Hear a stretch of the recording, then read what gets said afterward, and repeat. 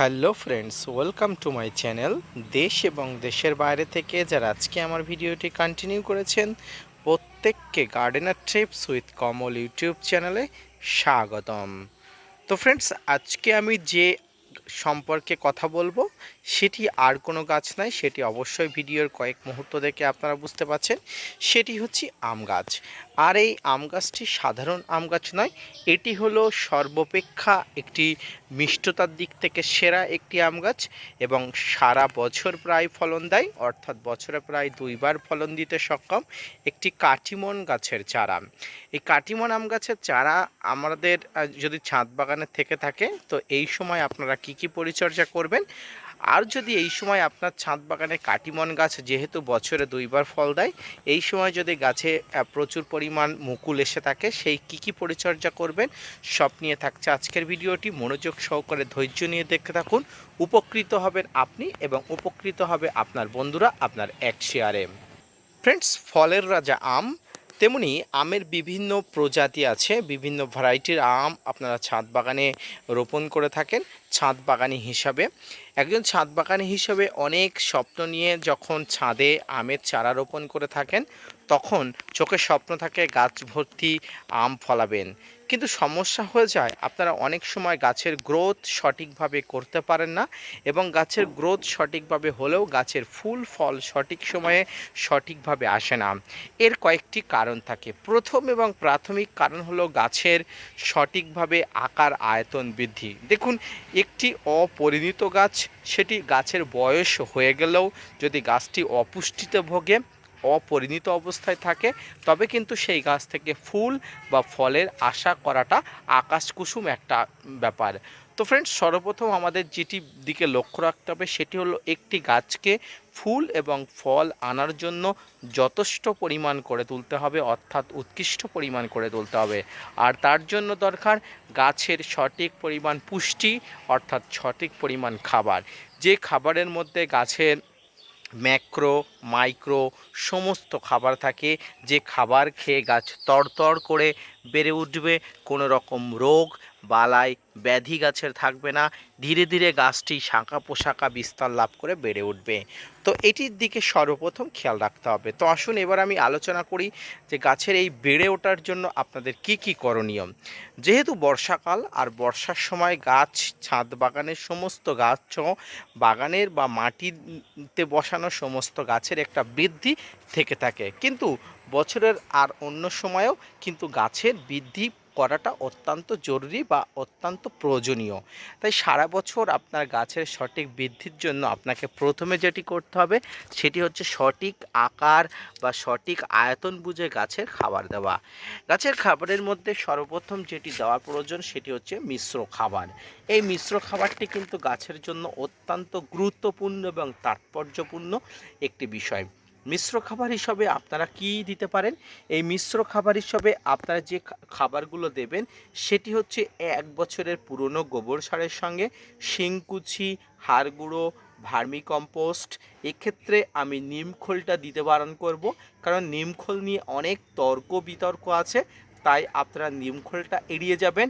বাকি সমস্ত খাবার জাস্ট লাইক শিংকুচি, হাড় গুঁড়ো, 1 বছরের পুরনো গোবর সার বা যে কোনো ধরনের পাতা পচা অর্থাৎ কম্পোস্ট সার, এর সঙ্গে অল্প পরিমাণ বোরন বা ফাঙ্গিসাইড আপনারা প্রায় 20 থেকে 30 দিন ধরে এটাকে একসঙ্গে মিশিয়ে নিয়ে খাবারটা তৈরি করে গাছের গোড়াতে দেবেন।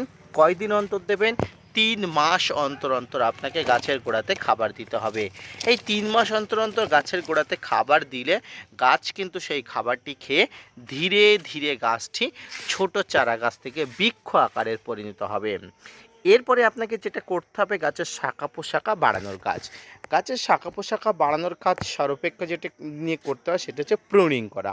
একটি গাছ সিঙ্গেল গাছ থেকে অনেকগুলো শাখা পোশাখার জন্য গাছকে প্রুনিং করতে হয়। আবার প্রুনিংকে 2 ভাগে ভাগ করা যায়, একটি হচ্ছে হার্ড প্রুনিং, একটি হচ্ছে সফট প্রুনিং। তো আমি আপনাদের দুটো প্রুনিংয়ের কথাই আলোচনা করছি। দেখুন, হার্ড প্রুনিং বলতে কি? হার্ড প্রুনিং বলতে ধরুন এখান থেকে কেটে দেওয়া, এর নিচে থেকে আবার ২টা বা ৩টা ডাল বেরোনো, এটাকে বলা হয় হার্ড প্রুনিং। সেমভাবে একইভাবে হার্ড প্রুনিং।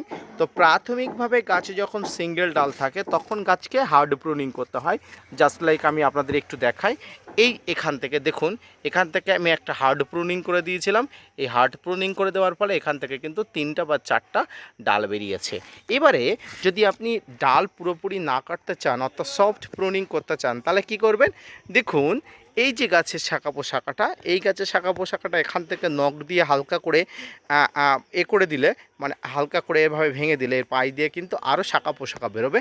একে বলা হয় সফট প্রুনিং। তো আপনাদের যে প্রুনিংয়ের প্রয়োজন আছে, আপনারা যে প্রুনিং করতে চায় সেই প্রুনিং করবেন। এই প্রুনিং করলে কিন্তু গাছ বুশি হবে, গাছ শাখা পোশাকা হবে, পাশাপাশি আপনি নিচে গাছের গোড়াতে খাবার দিচ্ছেন, সেই খাবার খেয়ে কিন্তু তরতর করে গাছ বেড়ে উঠবে। এবার আসি গাছের আর কিছু সমস্যা। সেটি হচ্ছে, প্রথম একটি সমস্যা, সেটি হচ্ছে গাছের এই পাতাতে বিভিন্ন ছোপ ছোপ দাগ এসে যায়, পাতা পুড়ে যায়। গাছের পাতা পোড়ার সমস্যা একটা কমন এবং নর্মাল একটা সমস্যা। এই পাতা পোড়ার সমস্যা যাতে গাছে না হয় তার জন্য গাছের গোড়াতে মাসে একবার বা মাসে ২বার আপনারা হিউমিক অ্যাসিড মিশ্রিত করে, বা আপনারা এর সঙ্গে ভালো মানের ফাঙ্গিসাইড, যেমন আমি যেটি ব্যবহার করি সাব ফাঙ্গিসাইড ব্যবহার করি, বা ব্লাইটক্স ব্যবহার করি, বা ব্লু কপার ব্যবহার করি, ঘুরিয়ে ফিরিয়ে ব্যবহার করি, এটি দেওয়া হয়। দেখুন, গত একদিন আগে আমি এটি দিয়েছি, এখনও এর দাগ স্পষ্ট। এই মিশ্রণটি ছিল হিউমিক অ্যাসিড এবং একটি ভালো মানের ফাঙ্গিসাইড। আমি লাস্টবার যেটি ব্যবহার করেছি সেটা হচ্ছে ব্লু কপার ফাঙ্গিসাইডটি। এবং এই সময় গাছে বর্ষাকাল অর্থাৎ জুন মাস চলছে, এই জুন মাসে গাছে ফাঙ্গাসের আক্রমণ যাতে না ঘটে তার জন্য গাছের গোড়াতে একটা ফাঙ্গিসাইডের প্রলেপ দেবেন। যেহেতু আমার ফাঙ্গিসাইডের প্রলেপটা কিছুদিন আগে দেওয়া, অর্থাৎ কয়েক মাস আগে দেওয়া, এটি উবে গেছে, আমি বর্ষার আগে আমি আর একবার দিয়ে দেবো, আপনারা অবশ্যই দেবেন। এবং আপনাদের একটা কথা বলি, সবসময় যখন আপনারা ছোট গাছ নিয়ে আসেন সবসময় আপনারা বড় জায়গাতে রোপণ করেন, এটা কিন্তু আপনাদের একদম প্রাথমিক পর্যায়ে কিন্তু ভুল সিদ্ধান্ত। গাছ যখন বড় হয় ধীরে ধীরে গাছকে কিন্তু বড় পাত্রে শিফট করতে হয়। গাছকে প্রাথমিক অবস্থায় এনে ছোট পাত্রে বসাবেন, গাছ বড় হয়ে গেলে তারপর ধীরে ধীরে গাছকে শিফট করবেন। জাস্ট লাইক আমার এই পাত্রটি দেখুন, আমি একটা পলিথিনের পাত্রে দিয়েছি। আমি এই গাছটি এখনও 1 বছর গাছটি এখানে রাখবো, 1 বছর পরে কিন্তু গাছটিকে শিফট করে দেবো বড় কোনো হাফ ড্রামে। তো এইভাবে আপনার ছাদ বাগানে শুধুমাত্র কাটিমন গাছ না, শুধুমাত্র আম গাছ নয়, সমস্ত ধরনের ফলের গাছকে কিন্তু আপনি পরিচর্যা করতে পারেন। এবং এবার আসি, যে সমস্ত গাছে এই সময় মুকুল এসে গেছে, অর্থাৎ আপনারা দেখুন কাটিমন গাছ যেহেতু বছরে 2বার ফলন দেয়, অর্থাৎ সারা বছরে কম বেশি গাছে ফল থাকে। যে সমস্ত গাছে এই মুহূর্তে মুকুল এসে গেছে সেই সমস্ত গাছে মুকুল ফোটার আগে একবার ফাঙ্গিসাইড এবার সাইপারমেথ্রিন গ্রুপের একটা কীটনাশক ভালো করে স্প্রে করে দেবেন। এর স্প্রে করার 1 থেকে 2 দিন পরে 1 গ্রাম অবশ্যই এসওপি এবং 1 গ্রাম বোরন একসঙ্গে মিক্স করে নিয়ে স্প্রে করে দেবেন। ব্যাস, ফুল ফুটে গেলে আর কোনো ফাঙ্গিসাইড, বোরন, মাইক্রোনিউট্রিয়েন্ট কোনো কিছু স্প্রে করার প্রয়োজন না। বাকি যে স্প্রে করবেন মুকুল ফুটে গেলে, ফল এসে গেলে তারপরে স্প্রে করতে হবে। এইভাবে যদি আপনি আপনার গাছকে সারা বছর অর্থাৎ 3 মাসের গ্যাপে গ্যাপে পরিচর্যা করতে পারবেন, তরতর করে বেড়ে উঠবে, কোনো বাধা মানবে না, কোনো বাধা না মেনে কিন্তু গাছ কিন্তু তরতর করে বেড়ে উঠবে। আমার এই গাছটির বয়স মাত্র 6 মাস থেকে 8 মাস। 8 মাসে গাছটির যা গ্রোথ হয়েছে আমি অত্যন্ত খুশি। এই খুশি মন নিয়ে আমাকে আগামী দিনে গাছটিকে আরও বড় করতে হবে, যাতে এখান থেকে আমি আগামীতে প্রচুর পরিমাণ ফল পাই, এবং ফল পাওয়ার জন্য গাছকে উৎকৃষ্ট করে তুলতে হবে। এবং শেষে আমি একটা কথা বলবো, কোনো ফলের গাছ 2 বছরের নিচে থাকলে সেই ফলের গাছে কোনোভাবেই ফল নেওয়া যাবে না, তাতে কিন্তু গাছ মৃত্যুর দিকে অগ্রগতি হয়ে যাবে। এটা কিন্তু অবশ্যই মনে রাখবেন। আমরা শখের বশে অনেক সময় ছোট গাছে ফল নিয়ে থাকে, তার উপরে কিন্তু গাছের উপরে স্ট্রেচ পড়ে, এটা কিন্তু মনে রাখবেন। এবং আরেকটা কথা আমি আপনাদের বলে রাখি, এই যে আমরা নার্সারিতে যখন যাই বা আমাদের বাড়ির সামনে দিয়ে যে সমস্ত গাছ বিক্রেতা দিয়ে যায়, দেখবেন ছোট ছোট গাছে প্রচুর ফল আছে, ফুল ধরে আছে। একটা কথা মনে রাখবেন, তানারা কিন্তু বিক্রেতা, আপনাকে অ্যাট্রাকশান করার জন্য বিভিন্ন পরিমাণ পিজিআর স্প্রে করে বিভিন্নভাবে ট্রিটমেন্ট করে গাছকে কিন্তু ছোট গাছে ফুল বা ফল আনায় আপনাকে আকর্ষিত করার জন্য। যেমনভাবে আমরা গাছে ফুল আসলে মৌমাছিকে আকর্ষিত করি, ঠিক জাস্ট লাইক বিক্রেতারা আমাদেরকে মৌমাছি ভাবে।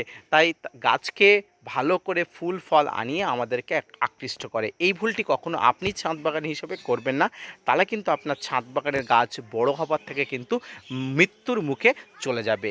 এই কথাটা অবশ্যই মনে রাখবেন। পরিণত হলে, অবশ্যই পরিচর্যা করলে আপনার ছাদ বাগানের গাছ আপনার সঙ্গে বেইমানি করবে না, খুব ভালোভাবে ফলন দেবে। তার আগে আপনি গাছটাকে সঠিকভাবে হৃষ্টপুষ্ট করে তুলুন। ভিডিওটি মনোযোগ সহকারে ধৈর্য নিয়ে দেখার জন্য আপনার কাছে চিরকৃতজ্ঞ। কোনো প্রশ্ন থাকলে অবশ্যই কমেন্টস বক্সে করবেন, আমি অবশ্যই আপনাদের সমস্ত প্রশ্নের উত্তর দেবো এবং সমস্ত সমস্যার সমাধান করে দিতে আগ্রহী। ধন্যবাদ।